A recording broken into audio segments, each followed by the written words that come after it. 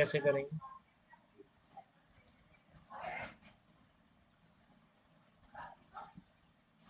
देखो अब in the above question if mirror is also moving with the 20 meter per second, ठीक है, ये ऊपर वाला ही प्रॉब्लम है, बस अब आपने मिरर को भी चला दिया और मिरर ऐसे जा रहा है। देखो ये सिचुएशन है, ध्यान से समझ लेंगे एक बार सब लोग।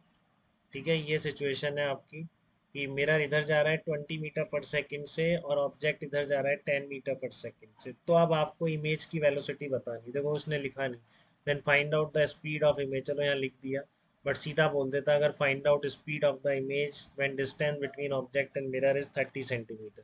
तो रूल तो यही कहता है कि आप क्या कहेंगे कि आप ग्राउंड के रिस्पेक्ट में निकालेंगे। बट अभी आप ग्राउंड के रिस्पेक्ट में 2 बार निकाल लिया, आपको आंसर ही नहीं मैच कर रहा है मेंस के एग्जाम में। तो फिर मेंस वाले ने क्या पूछा होगा, मिरर के रिस्पेक्ट में पूछे तो उससे कर देना। ठीक है, तो ये पॉसिबिलिटीज़ हैं कुछ जो मेंस में हो सकती है। ठीक है, नहीं तो रूल क्या है, जब आपने बोला कि स्पीड किसके रिस्पेक्ट में बतानी है, नहीं बताया, ठीक है, तो फिर आप क्या करोगे, आप किसके, अरे तीन तीन लोग हैं क्या, बाहर कैसे चले गए या बाहर हैं? टाइम तो सही भेजा था, 2 बजे का ही तो भेजा था सबको।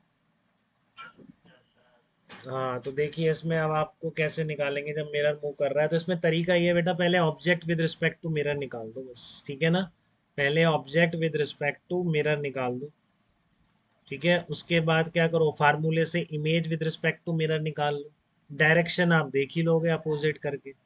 ठीक है, तो बस velocity of image with respect to mirror आ गई। तो अब मिरर का वेक्टर ऐड ही तो करना है उसमें, ठीक है ना।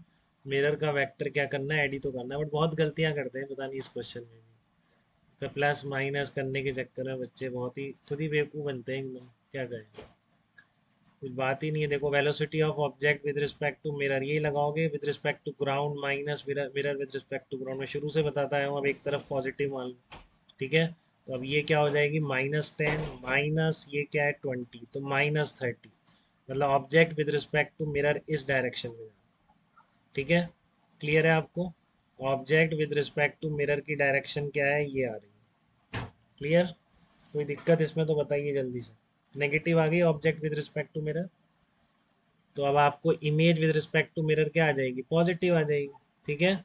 बट मैग्नीट्यूड निकालने के लिए आपको वी और यू रखने पड़ेंगे, तो वी निकाल लो पहले। देखो ये मिरर फार्मूला लगाया, ठीक है ना। कितनी डिस्टेंस पे रखा था पहले, जितनी डिस्टेंस पर ही है वो, -30 थी, 30 सेंटीमीटर पर है, -30 is equal to focal length, वही क्वेश्चन है तो वही -10 कॉनकेव मिरर है। देखो भानु डाउट तो नहीं हो रहा इसमें, इधर रखा हुआ है तो यहाँ पर माइनस रखिए आपने, ठीक है। हाँ एकदम, कॉनकेव मिरर की radius of curvature negative, focal length negative, तो -1/10 आ गया। तो यहाँ से वी आ जाएगा आपका -15 आ जाएगा, ठीक है। एक एक स्टेप बेटा बहुत ध्यान से करेंगे तो गलती होने के चांस एकदम खत्म हो जाते हैं। जैसे अब जो ये समझ लेगा वो कभी भी गलती नहीं करेगा, ठीक है ना। फिर अपन ऐसे करेंगे, ये एंगल पे जा रहा हो, ये एंगल पे जा रहा हो, वो सब कर देंगे आप, ठीक है ना।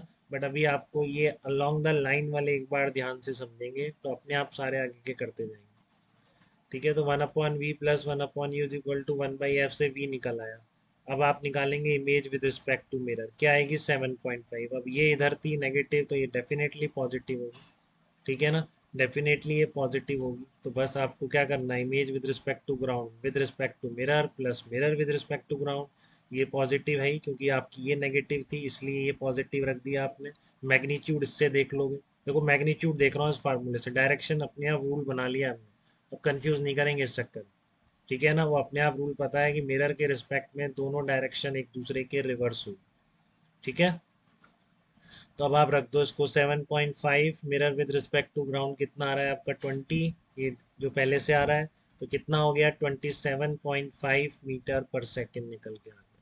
ये आ जाएगा velocity of image with respect to ground निकल के आ गया। तो यहाँ तक कोई दिक्कत बेटा किसी को भी, वेलोसिटी ऑफ इमेज निकालने में, जबकि ऑब्जेक्ट की वेलोसिटी दे रखी हो और मिरर खुद मूव कर रहा हो, तब भी आप निकाल सकते हैं क्या, बताइए अंश, ये आप दिक्कत कर देंगे रिलेटिव में। हाँ क्योंकि बहुत सीधा है बेटा, गलती हो ही नहीं सकती अगर ध्यान से एक बार सुन लिया तो। रूपाली आपने सुन लिया क्या, बाद में लेट ज्वाइन किया आपने?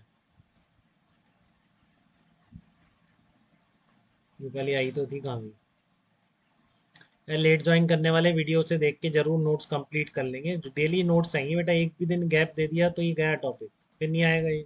ठीक है, बहुत बड़ा है, कभी नहीं पढ़ोगे, मन ही नहीं करेगा पढ़ने का।